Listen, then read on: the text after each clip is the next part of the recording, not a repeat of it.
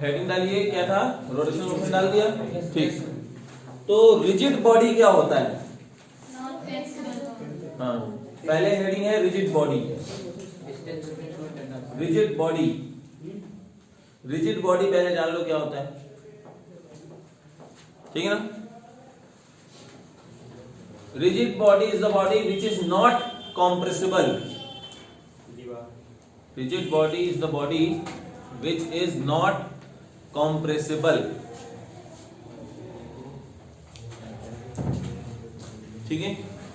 whatever large force applied on it, whatever large force applied on it,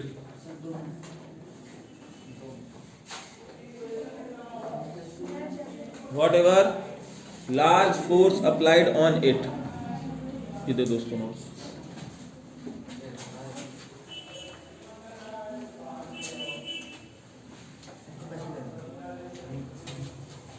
ठीक है।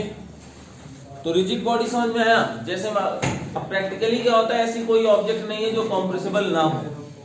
लोहे को अगर आप सोचेंगे कि लोहा कॉम्प्रेसिबल नहीं है, लेके 10 तो हैमर मारो पिचक जाएगा वो भी, ठीक है ना।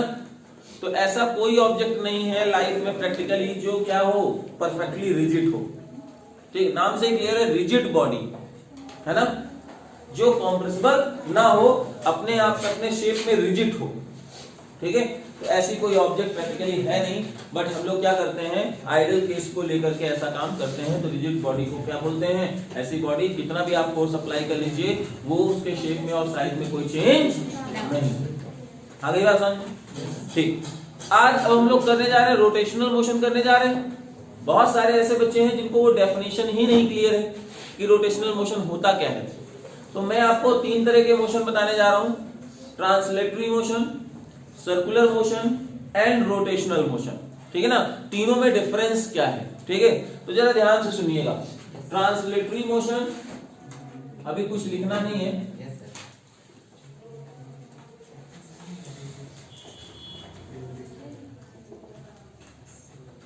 ट्रांसलेटरी मोशन पता है क्या होता है, whenever a particle is moving such that the distance between two particles never change and they have same velocity at any instant, ठीक है ना। जरा ध्यान से सुनिए कैसे। जैसे मैं यहां पे कोई ऑब्जेक्ट ये लूं, ठीक है बेटा, और मैं अपने इस पार्टिकल का मोशन, सपोज ये मैंने मार्कर लिया हुआ है, ठीक है, इसको मैं क्या करूं, ऐसे यहां से लेकर के ऐसे घुमा दूं, ठीक है ना। ध्यान से सुनना, जिगजैग नहीं, ऐसे करते हुए ऐसे घुमा दूं, ठीक है। तो मैं क्या देखूंगा, ये पार्टिकल का मोशन ऐसे, और ये देखो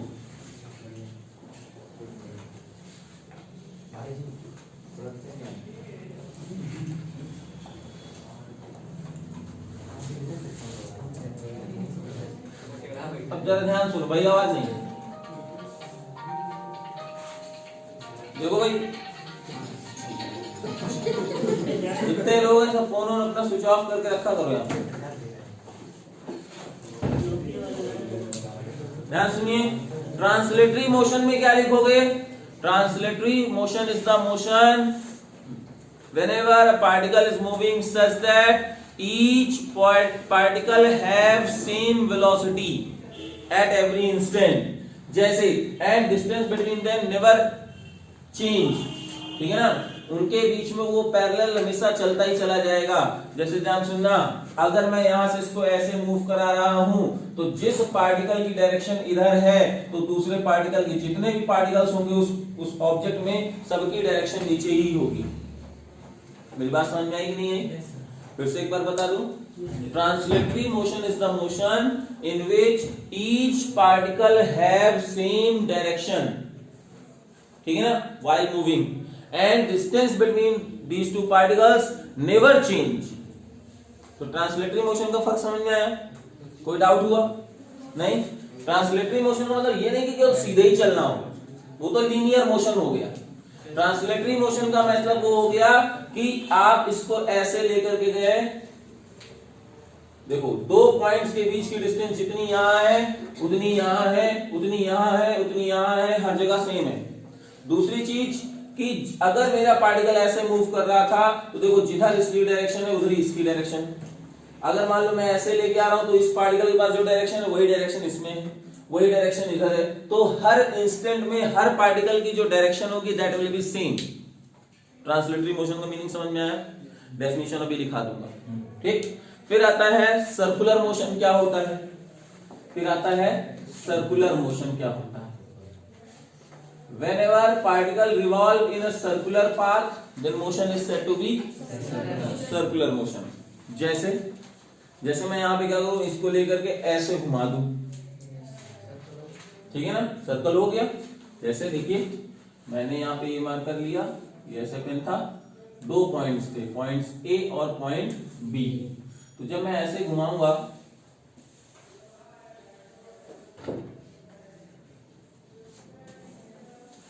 ये देखो ए, ये B, A B, A B, तो क्या देख रहा हूं मैं, ए वाला पार्टिकल ने अपना अलग सर्कल बनाया और बी वाले पार्टिकल ने अपना अलग सर्कल बनाया, है ना।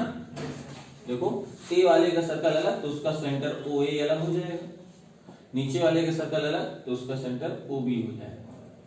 तो सर्कुलर मोशन क्या होता है, सर पार्टिकल को सर्कल बनाना चाहिए, ये श्योर होना चाहिए, भले ही उसका सेंटर अलग हो, सेम हो, डजंट मैटर, तो वो मोशन होगा सर्कुलर मोशन। बोलो बात समझ में आई कि नहीं आई? कोई डाउट है इसमें?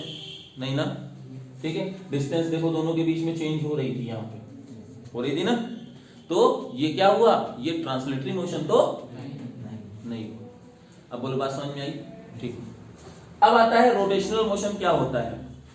रोटेशनल मोशन, तो rotational motion is the motion in which all particles revolve in a circular path but all centres lie in the same axis of rotation. अब एक्सिस ऑफ रोटेशन क्या होता है, जैसे मान लो मैं क्या करूं, एक पत्थर को लूं और धागा बांध के मैं ऐसे ऐसे रोटेट करता हूं, तो पत्थर पूरा जो है किस एक्सिस में रोटेट कर रहा है, मेरे हाथ के उसमें। आ रही बात समझ में? फैन है, फैन रोटेट करता है किस एक्सिस के लॉन्ग, ये वर्टिकल जो रॉड है उसी के एक्सिस के लॉन्ग रोटेट करता है। तो अब रोटेशन में और सर्कुलर मोशन में डिफरेंस समझना, क्योंकि डिफरेंस बहुत एकदम थोड़ा सा है। अब रोटेशन कैसे होता है, ध्यान से सुनना। जैसे ये ऑब्जेक्ट था, अभी सर्कुलर मोशन मैंने कैसे कराया, ऐसे, ठीक है ना। रोटेशनल मोशन में कैसे करूंगा, ऐसे। फिर से सुनना, डिफरेंस समझना, ऐसा क्यों हुआ। अब देखिए रोटेशनल मोशन में क्या होगा, रोटेशनल मोशन देखना क्या डिफरेंस आया सर, पॉइंट ए ऊपर, बी इधर, ये देखो बी इधर, ए इधर, फिर नीचे बी इधर, ए इधर, और यहां पे बी इधर, ए इधर। अब जरा देखो ए वाले ने क्या किया, सेंटर बनाया, और बी वाले ने भी अपना अलग सर्कल बनाया, और लेकिन दोनों के सेंटर में क्या देख रहा हूं, ओ ए एंड ओ बी वो उसी पॉइंट पे लाई करते हैं। और कौन सी एक्सिस है ये वर्टिकल एक्सिस, उसी एक्सिस में दोनों लाई कर रहे हैं, मतलब ये कैसा मोशन होगा, ये रोटेशनल मोशन। ठीक है, एक और इसका फिगर बना सकते हैं हम लोग, इसका फिगर कुछ ऐसे बना सकते हैं। जैसे मान लो ये कोई ऑब्जेक्ट है और इसको मैं ऐसे रोटेट करा दूं, ध्यान सुना, ये कोई ऑब्जेक्ट है, मैं इसको ऐसे रोटेट करा दूं, तो मैं क्या देखूंगा, यहाँ पे ये पार्टिकल m1 है जो कि यहाँ से r1 डिस्टेंस पे रहेगा, ये पार्टिकल यहाँ पे m1 है जो कि r1 डिस्टेंस पे देखो सर्कल बना रहा है, ये पार्टिकल m2 है जो कि यहाँ से बड़े वाले रेडियस का डिफरेंट हो गया, ये पार्टिकल m3 है देखो इसने बनाया, लेकिन सबके सेंटर कहाँ पे है, एक ही एक्सिस पे, तो वो जो मोशन होगा वो क्या कहलाएगा, तो अब आपको सर्कुलर मोशन और रोटेशनल मोशन में डिफरेंस क्लियर है। हाँ, अगर कोई भी पार्टिकल जैसे मार्कर अपने सेंटर ऑफ मास के एक्सिस पे रोटेट करे, सेंटर ऑफ मास के एक्सिस में रोटेट करे तो क्या रोटेशनल मोशन है, श्योर। अब रोटेशन देखो जरा, इस पेन का रोटेशन कैसे हो सकता है, कैसे हो सकता है ये देखते हैं। कोई आदमी कह सकता है सर एक एक्सिस, एक रॉड ऐसे डालो, ऐसे रोटेट करवाइए, ये भी रोटेशन है, ठीक है, क्योंकि किसी एक एक्सिस के अलोंग सारे पार्टिकल्स रिवॉल्व हो रहे हैं, नहीं हो रहे, और वो एक्सिस कहां से जा रही थी, इधर से, ठीक। अब आपने कहा सर मजा नहीं आया, दूसरा तरह से दिखाइए। हमने क्या किया, मिड वे से मैंने यहाँ पे इसको फंसा दिया, ठीक है ना, छेद करके फंसा दिया और इसको ऐसे घुमा दिया। ये भी क्या हुआ, ये भी रोटेशनल मोशन है। किस एक्सिस के अलोंग है, ये जो तुम्हारे सेंटर ऑफ मास से जा रही है। अब कोई आदमी ये भी कर सकता है, सर इधर एक छेद करे, रॉड में फंसा दे और इसको ऐसे तेजी से घुमा दे, इस पॉइंट के अलोंग रोटेशन हो जाएगी। तो यानी एक्सिस चेंज, तो रोटेशनल मोशन तो बहुत सारे हो सकते हैं, एक्सिस आपकी कुछ भी हो सकती है, ठीक है ना। बात समझ में आई कि नहीं आई? अब बोलो इसी में अगर किसी को कोई डाउट हो तो बताओ। अभी तक जितना भी मैंने पढ़ाया समझ में आया? ट्रांसलेटरी मोशन समझ में आया, सर्कुलर मोशन समझ में आया, रोटेशनल मोशन में डिफरेंस क्लियर हुआ। क्या रोटेशनल मोशन की अगर डेफिनेशन लिखी जाएगी तो क्या लिखी जाएगी? Rotational motion is the motion of all particles which are vibrating, sorry, rotational motion is the motion in which all particles perform in a circular motion, but centers of all circular paths lie in axis, and that axis is called axis of rotation, and this is the rotational motion. बात समझ में आ गई? कोई doubt किसी को? नहीं ना? चलिए पहली हेडिंग डालते हैं, ट्रांसलेटरी मोशन।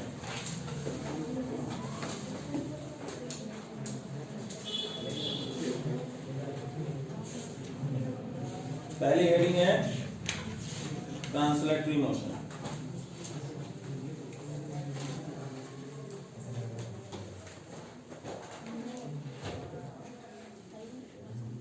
बोलो मैं, if a body is moving such that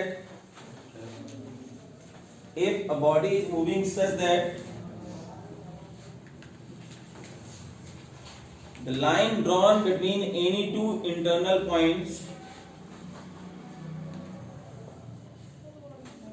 a body is moving such that a line drawn between any two internal points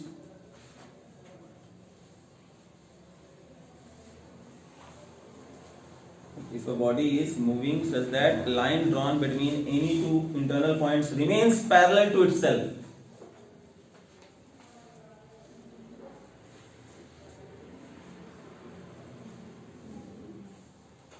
ठीक है ना,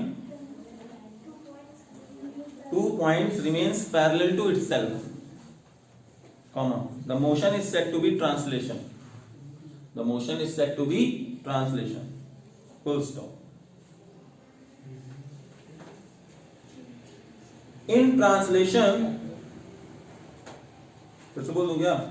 If a body is moving such that the line drawn between any two internal points remains parallel to itself, the motion is said to be translation. Full stop. In translation, all the particles of the body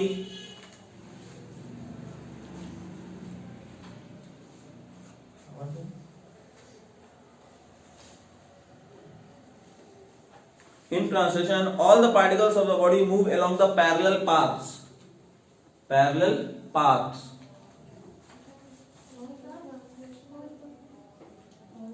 All the particles of the body moves along the parallel paths. ठीक है? And all the points of the body have the same velocity and same acceleration. Parallel path. And all the points of the body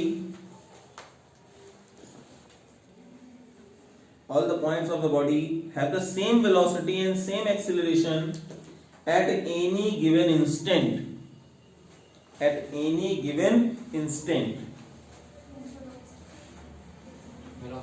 Velocity and same acceleration at any given instant. और आप इस motion को देख सकते हो। पहला point क्या बोला सर, कभी भी आप दोनों पॉइंट्स के बीच में अगर आप लाइन खींचेंगे तो वो पहले की क्या होगी, पैरेलल होगी। देखो ये लाइन क्या है, पैरेलल है।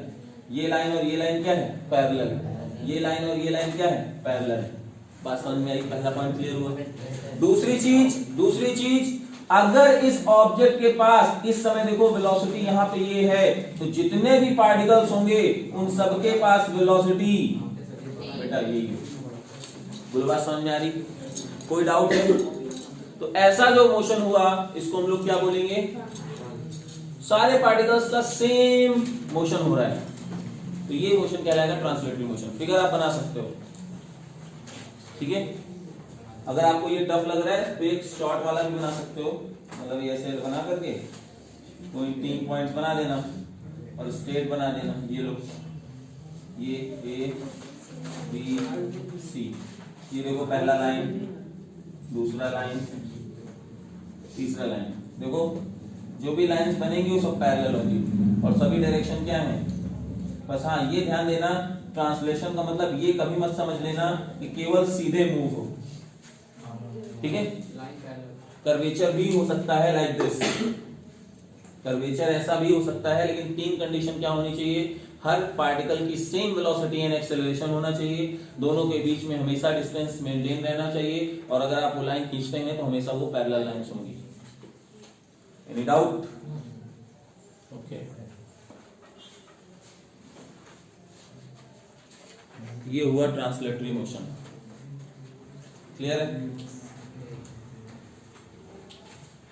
अब हम बात करते हैं सर्कुलर मोशन की, ठीक है ना।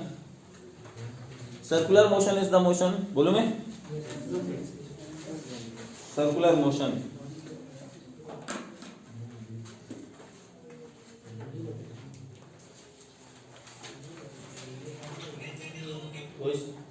अभी बोला ना, स्विच ऑफ करो, इसका भी है, ठीक। Circular motion is the motion in which all particles revolve in a circular path. Circular motion is the motion in which all particles revolve in a circular path.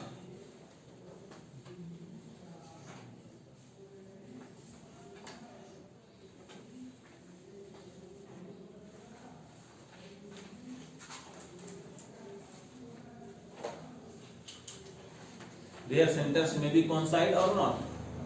उनके सेंटर्स जो होंगे वो coincide हो भी सकते हैं और नहीं भी हो सकते हैं। Circular motion is the motion in which all particles revolve in a circular path. But they will lie in the same axis. They may be. अब जैसे देखो रोटेशनल मोशन भी क्या है, एक तरह का सर्कुलर मोशन ही है, लेकिन एक प्रॉपर्टी ऐड होने से ये रोटेशनल मोशन में कन्वर्ट हो गया। Their centers may be coincide and may not. हाँ? सर्कुलर मोशन को रोटेशनल मोशन नहीं बोल सकते, बट रोटेशनल मोशन को ऑल पार्टिकल्स का सर्कुलर मोशन बोल सकते हैं। बात ध्यान सुनना, क्योंकि यहाँ पे क्या हो रहा है, हर पार्टिकल सर्कल बना रहा है। हाँ, और खास बात क्या हुई, वो सेंटर एक ही जगह पे ला करके एक ही एक्सिस में आ गया, तो ये रोटेशनल मोशन में कन्वर्ट हो गया। अब भाई बात समझ में? हाँ, जो एक्सिस रहेगी उसी में सारे सेंटर लाई करेंगे तो रोटेशनल मोशन हो जाएगा। जैसे देखो सारे सेंटर सर्कल तो बना रहे हैं, लेकिन सेंटर सब एक ही लाइन में है, तो ये रोटेशनल मोशन होगा। नहीं होगा ऐसा तो ये सर्कुलर मोशन ही बस रहेगा। तो सर्कुलर मोशन समझ में आया? फिगर बना लो, फिगर बना लो। Their centers may or may not be coincide. Their centers may not be coincide. ठीक है।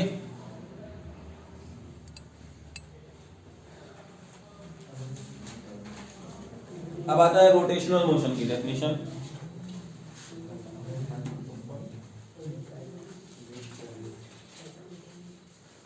बोलूं मैं?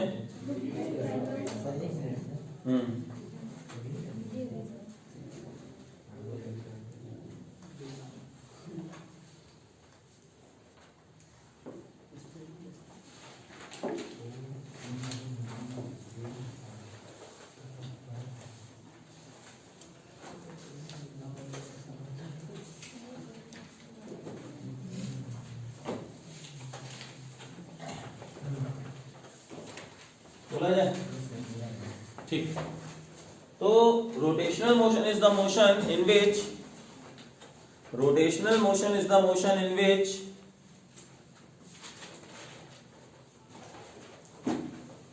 all particles are revolve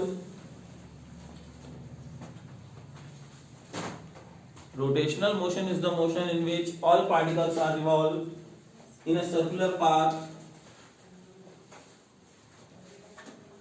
Rotational motion is the motion in which all particles are revolved in a circular path.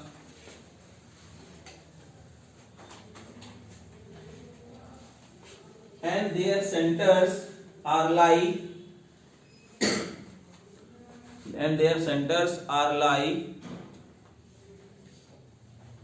in axis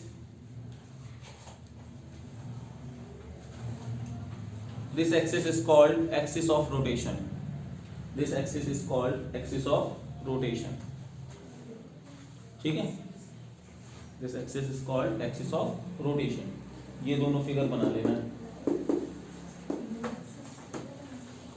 ठीक है।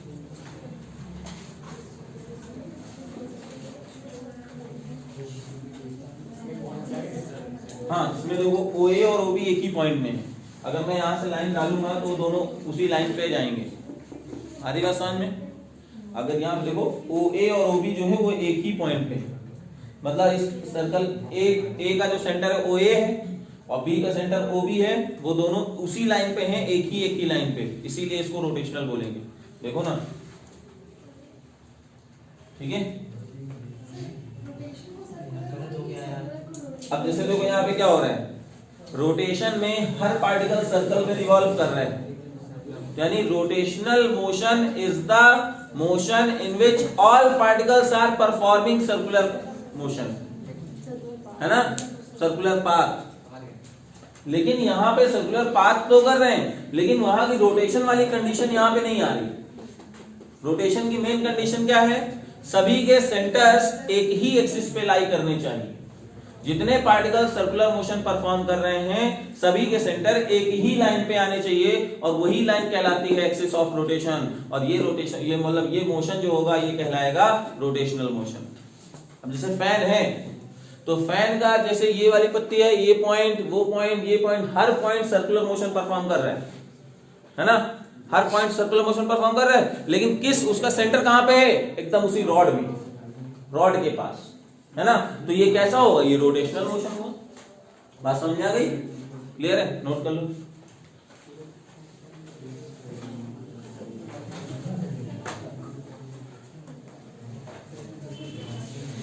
अब जरा ध्यान से सुनना, ठीक है। कहने को तो बेटा ये चैप्टर बहुत टफ है, ठीक, कहने को ये चैप्टर तो बहुत टफ है, लेकिन अगर आपने स्ट्रेट लाइन मोशन सही से पढ़ा तो आपको ये बहुत ही आसान लगने वाला है, ठीक है ना। एकदम लिंक करके आपको पढ़ाऊंगा, एकदम रिलेट करके, ठीक है ना। कोई फॉर्मूला अननेसेसरी लर्न करने की जरूरत नहीं पड़ेगी, तुरंत आपको पुराने फॉर्मूले पता है तो ये सब फॉर्मूला इधर आज निकल के आ जाएगा, ठीक है। अब जैसे ध्यान से सुनो बच्चे, बात ये आती है कि किसी भी बॉडी को अगर मूव कराने के लिए क्या चीज चाहिए होती थी, स्ट्रेट लाइन मोशन में अगर किसी बॉडी को मूव कराना है तो फोर्स चाहिए था ना, बोलो, फोर्स चाहिए होता था। तो वैसे ही यहाँ पे अगर किसी बॉडी को रोटेट कराना है तो हमें क्या चाहिए, टॉर्क चाहिए। क्या चाहिए? टॉर्क चाहिए। जैसे आपका पंखा है, ठीक है ना, आपको लगता है कि सर हमें इसको चलाना चाहिए, आपने क्या करेंगे, एक डंडा लिया और डंडे से इसको इधर ऐसे मार दिया, तो वहां से आपने क्या किया, इसको टॉर्क प्रोवाइड कर दिया। क्या कर दिया? और टॉर्क जैसे ही प्रोवाइड किया तो ये घूमने लगेगा। ये क्या होने लगेगा? घूमने लगेगा। आ रही बात समझ में कि नहीं आ रही? अब टॉर्क होता क्या है उस चीज के बारे में हम लोग बात करेंगे, ठीक है। क्लियर है? किसी बॉडी को लीनियर मोशन कराने के लिए क्या चीज जरूरी चाहिए था? फोर्स चाहिए था। वैसे ही किसी बॉडी को अगर रोटेशनल मोशन परफॉर्म कराने के लिए क्या चीज जरूरी है? वो जरूरी है टॉर्क। आ रही बात समझ में? तो पहली हम लोग यहाँ पे प्रॉपर्टी पढ़ेंगे कि टॉर्क क्या होता है। हेडिंग डाल लो, टॉर्क।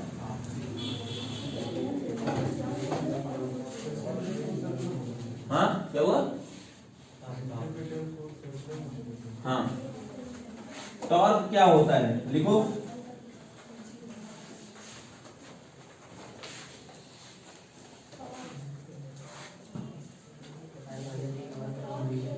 हाँ सुनो, अब लिखो उसमें पहला point, turning effect of force is known as torque. Turning effect of force, turning effect of force is known as torque.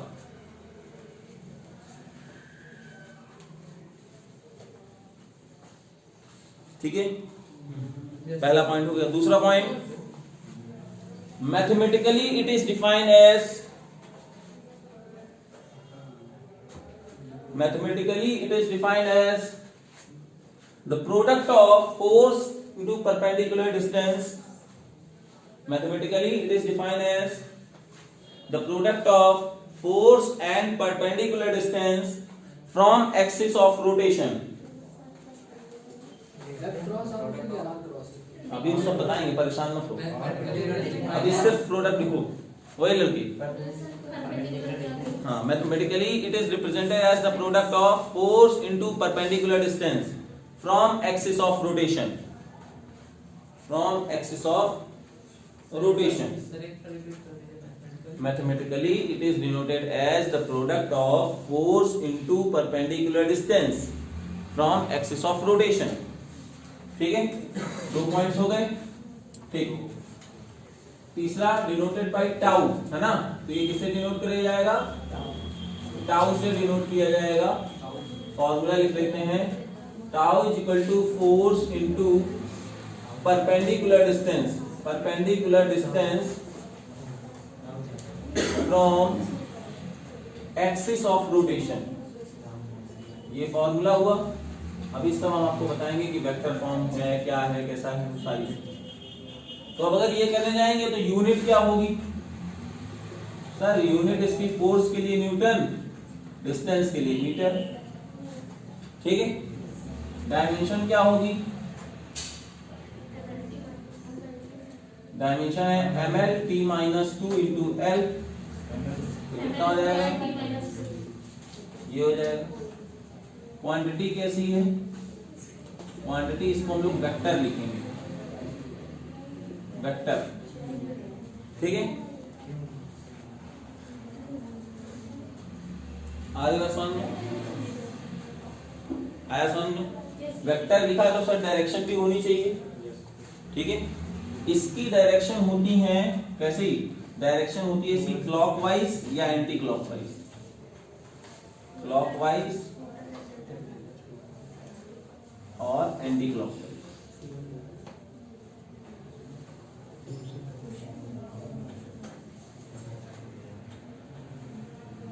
ठीक है।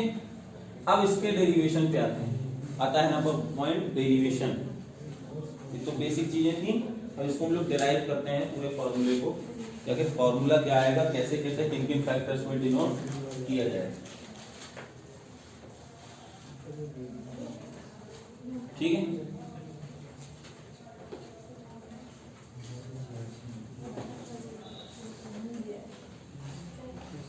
जैसे कोई क्या हुआ, पानी क्या दे दो ना, पानी कोई बात नहीं, पानी हटा लो, करूं शुरू करूं डेरिवेशन, ठीक है। अब देखो डेरिवेशन क्या होगा, ध्यान से सुनना, बहुत ही आसान है। अगर मैं यहाँ पे एक एक्स एक्सिस लूं, वाई एक्सिस, ये है ओरिजिन, ठीक है, गिरा जा रहा है,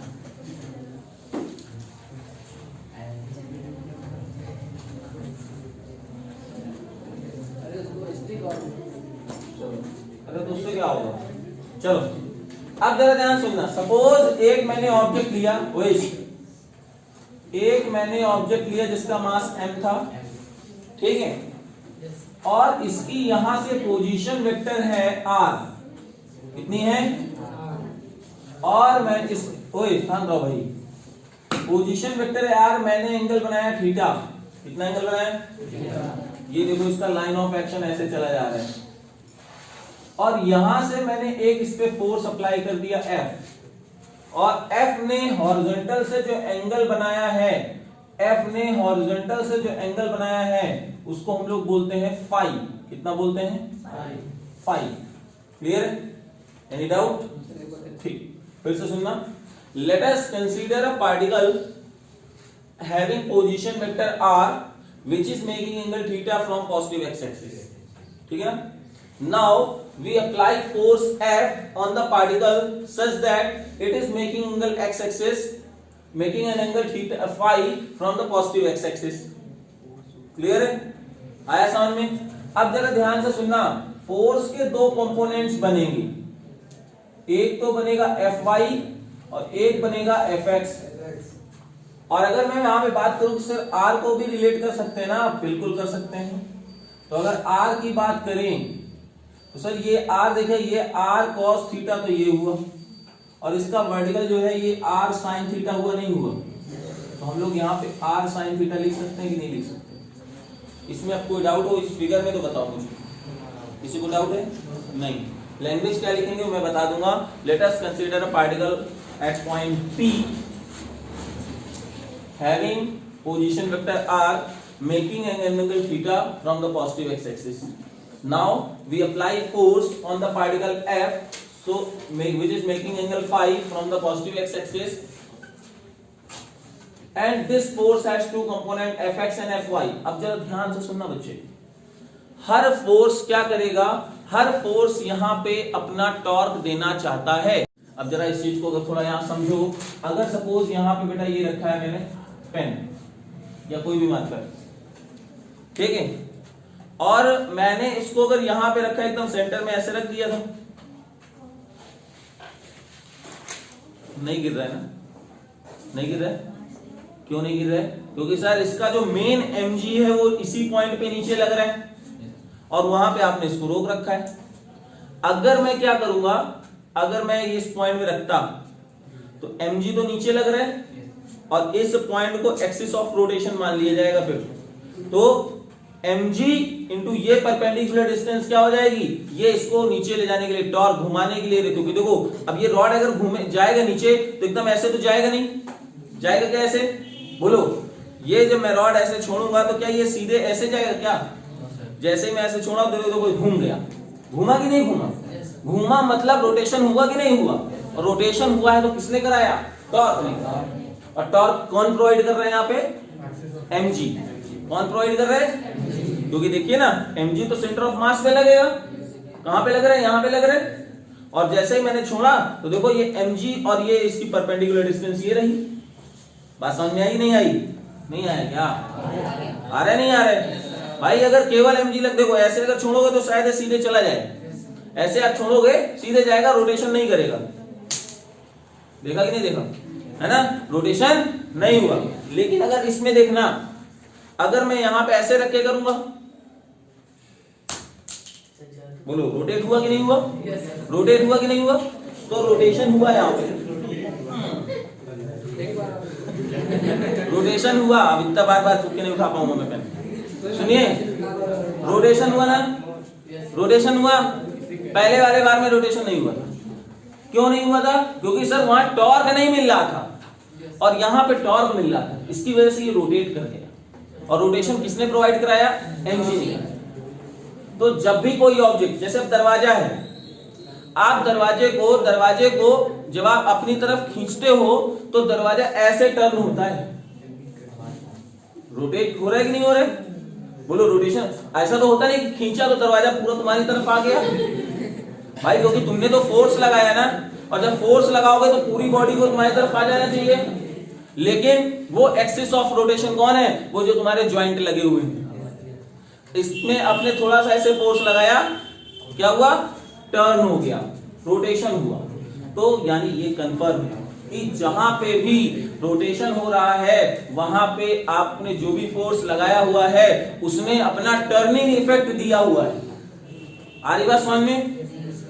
कौन से ऐसे फोर्स होंगे जो टर्निंग इफेक्ट नहीं देंगे?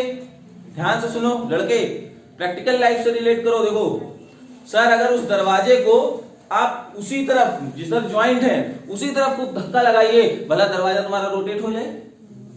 नहीं होगा ना? बोलो होगा क्या? नहीं होगा। क्यों नहीं हुआ? क्योंकि आपने सर उसी एक्सिस वाले पॉइंट में फोर्स लगाया तो वहां परपेंडिकुलर डिस्टेंस मिली ही नहीं। क्योंकि डेफिनेशन क्या कहती है?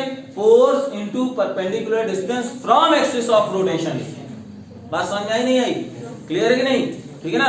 अगर आप दरवाजे में वो लगाते हो ना, खींचने वाले को क्या बोलते हैं? हत्था। ठीक है। अब सुनो, बात नहीं, अब लो, अच्छा पहले हंस लो, हंस लो उसके बाद हैं? अरे जिससे पकड़ के खींचते हो दरवाजे, ठीक है, हंस लेना तो बताना।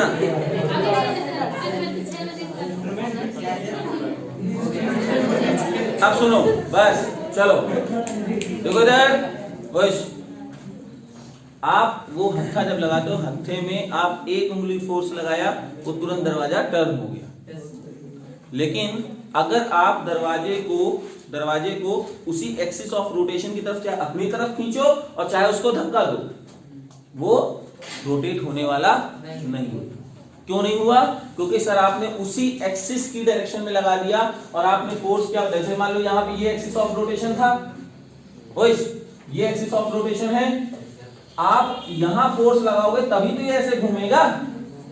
अगर आप यहां पे ऐसे फोर्स लगाओगे तो सर ये तो ऐसे फोर्स चला गया, इससे इसकी परपेंडिकुलर डिस्टेंस मिल ही नहीं पा रही, तो कोई टॉर्क नहीं होता है ना। अच्छा अब सुनिए, जैसे ये दरवाजा है, ये आपके जॉइंट हैं, तो हत्था यहां पे लगाते हो ना, और थोड़ा सा फोर्स लगाया कि देखो ये दरवाजा पूरा घूम गया, है ना। किसी के घर में देखो कि हत्था यहां लगा हो, हाँ तुम्हारे घर में होगा, यहां लगा किसी घर में नहीं लगा। अब सुनिए क्यों नहीं लगा, ओए यार भाई बात नहीं इसलिए सुनना क्यों, क्योंकि सर इसलिए यहां पे लगा है, थोड़ा सा फोर्स दीजिए, ये बहुत ज्यादा आर बड़ा है, तो जो टॉर्क होता है F इंटू आर, क्या देखते हो सर, ये तो जो मान लो तुमने थोड़ा सा लगाया और ये आर की वैल्यू है ज्यादा, तो टॉर्क क्या हो गया, मतलब ये आसानी से घुमा देगा दरवाजे को। और अगर आप इसको यहां पे लगाते उतना ही फोर्स, तो आर डैश देखो कम हो जाता कि नहीं हो जाता, आर डैश कम हो जाता, तो रोटेशनल इफेक्ट कम आ रहा है। मतलब तुम्हारा दरवाजा इतनी मतलब कम फोर्स में अगर लगाओगे और हत्था बगल में लगा हुआ है तो खुलने वाला नहीं है, या खुलेगा भी तो बहुत ज्यादा फोर्स लगाना पड़ेगा। अब बात समझ में आई नहीं है? तो ये टॉर्क की फीलिंग समझ में आ रही है? किसी को ऐसा लगे कि टॉर्क सर समझ में नहीं आ रहा है ना? ठीक, अब जरा मेरी बात ध्यान से सुनना, ये पॉइंट था, इस पे दो फोर्स लगे, हर फोर्स जो है टॉर्क अपना देना चाहता है, ये भी सुन लो सर, इसमें अभी यहाँ पे और देखो एक चीज, जितने फोर्स होंगे वो हर फोर्स अपना इफेक्ट देना चाहते हैं। जैसे ऐसा कई बार होता है, घर में लड़ाई हुई, ठीक है ना, लड़ाई हुई कि नहीं हुई, और आप यहां से कमजोर व्यक्ति थे, अपना F फोर्स लगा के दरवाजे को बंद किए थे, नहीं खोलेंगे दरवाजा, अंदर से बंद किए हो, हाँ, और उधर से क्या और क्या मार वाली लड़ाई। सुनो मेरी बात, वही सुनना, आपने इधर से धक्का देना शुरू किया, दरवाजा बंद, हम नहीं खोलेंगे दरवाजा, ठीक है, आपकी मम्मी पापा दोनों आए, वो यहाँ पे बहुत ज्यादा तेजी से दोनों लोगों ने फोर्स लगाया, तो तुम्हारी टेंडेंसी है दरवाजे को ऐसे घुमाने की, बोलो है ना, यानी तुम कैसा घुमाना चाहते हो उसको, एंटी क्लॉकवाइज, लेकिन तुम्हारे जो गार्जियन है वो कैसा घुमाना चाहते हैं इसको, और उनका फोर्स ज्यादा है, भले ही डिस्टेंस कम है लेकिन फोर्स, तो उनका टॉर्क क्या हुआ, तुम्हारे से ज्यादा हो गया, तो ये दरवाजा किसकी बात मानेगा, उन्हीं की बात मानेगा, और ये क्या हो जाएगा, खुल जाएगा। तो अब जरा ध्यान सुनना, ओइश ऐसा क्यों हुआ, ऐसा इसलिए हुआ, हर फोर्स ने अपना रोटेशनल इफेक्ट दिया, लेकिन जीता कौन, जिसकी वैल्यू ज्यादा थी। और वैल्यू कैसे मेजर करेंगे, मेंशन करेंगे, फोर्स इनटू परपेंडिकुलर डिस्टेंस के प्रोडक्ट से, जिसका ज्यादा होगा वही काम यहाँ पे होगा। अगर मान लीजिए आप बहुत ज्यादा फोर्स लगा रहे होते, पहले केवल मम्मी अकेले तुम्हारा दरवाजा खुलवा रही होती, और तुम तो ठहरे अभी यंग, ठीक है ना, तो तुम ताकत ज्यादा लगा रहे हो, तो मम्मी अकेले दरवाजा खुलवा नहीं। बात समझ में आई नहीं आई, कोई डाउट है इसमें? तो इफेक्ट समझ में आया, टॉर्क की इंपॉर्टेंस समझ में आई। अब सुनना, वो इस बात नहीं भाई, जैसे अब ये पॉइंट है ना, तो इस पॉइंट में भले ही एक फोर्स था, लेकिन उसके दो इफेक्ट, दो कंपोनेंट ले लिए, एक Fx इधर और Fy इधर।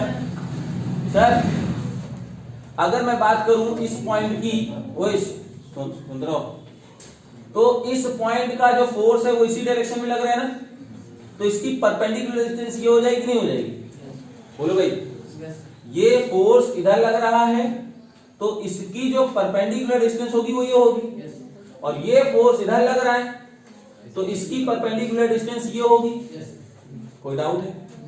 नहीं ना? डायरेक्शन कैसे पता करेंगे सर? यहां तो चलो आसानी से आपने बता दिया टॉर्क के लिए डायरेक्शन, है ना। अब मैं आपको एक तरीका बताता हूं टॉर्क की डायरेक्शन कैसे निकालते हैं। चुपचाप आपको एक पेन लेना है और जिस पॉइंट के लॉन्ग एक्सिस ऑफ रोटेशन है उसको पकड़ लेना है, ठीक है। एफएक्स इधर लग रहा है ना, है ना। आप इस पेन को उधर फोर्स लगाना शुरू कर दो। जैसे ही उधर फोर्स लगाया तो क्या देख रहे हो, किधर मूव कर रहा है, ये किधर मूव कर रहा है, नीचे की तरफ ना, नीचे मूव कर रहा है।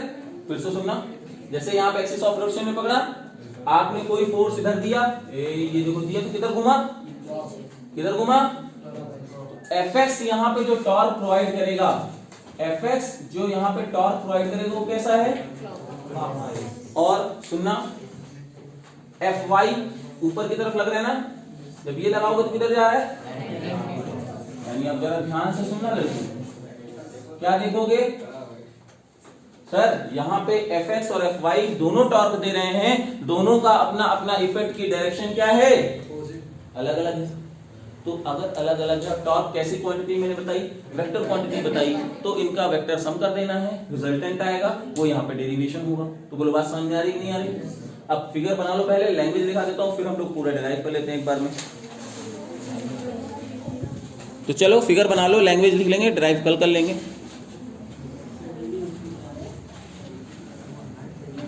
फिगर बस बना लो, पहले फिगर बना लो, लैंग्वेज और डेरिवेशन कल करेंगे।